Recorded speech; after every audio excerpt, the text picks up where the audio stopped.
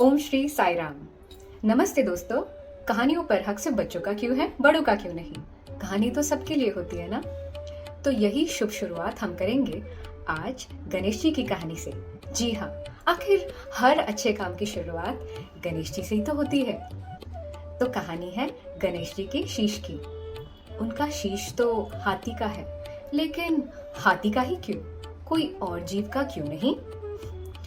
उसी की कहानी आज हम सुनाने वाले हैं। उस हाथी का नाम था गजासुर। जी हाँ, गजासुर। गज मतलब हाथी, असुर मतलब दानव। और वो दानव था महिषासुर का पुत्र, वही महिषासुर जिसका वध स्वयं दुर्गा माँ ने किया था। तो गजासुर बचपन से ही महादेव का बहुत बड़ा भक्त था और अपनी कठिन तपस्या से उसने काफी सारे वरदान प्राप्त किए। और वही वरदान प्राप्त करने के बाद वही हुआ, अहंकार के चलते उसने उत्पात मचाना शुरू कर दिया। देव, ऋषि, यक्ष, गंधर्व सब त्राही त्राही करके महादेव के पास पहुंच गए। महादेव ने उनकी यातना सुनी और वो स्वयं गजासुर का खात्मा करने युद्ध करने चले गए।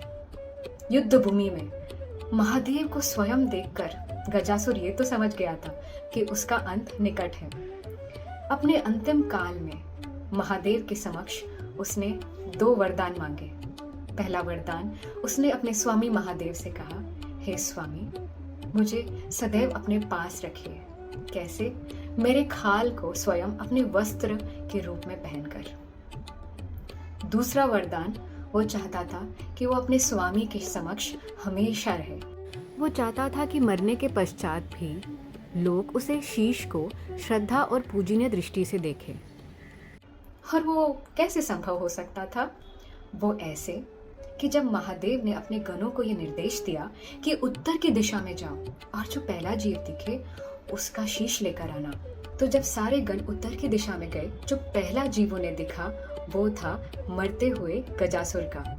और जब उनकी आज्ञा पूछी कि क्या वो अपना शीश दे सकते हैं, तो वो खुशी खुशी मान गए, क्योंकि वो हमेशा से ही तो चाहते थे अपने स्वामी स्वयं महादेव के समीप रहने के लिए। दोस्तों, गजासुर के एक दानव होने के बावजूद महादेव ने उसके सच्चे प्रायश्चित को स्वीकार किया और उसे सदैव अपने पास रखा।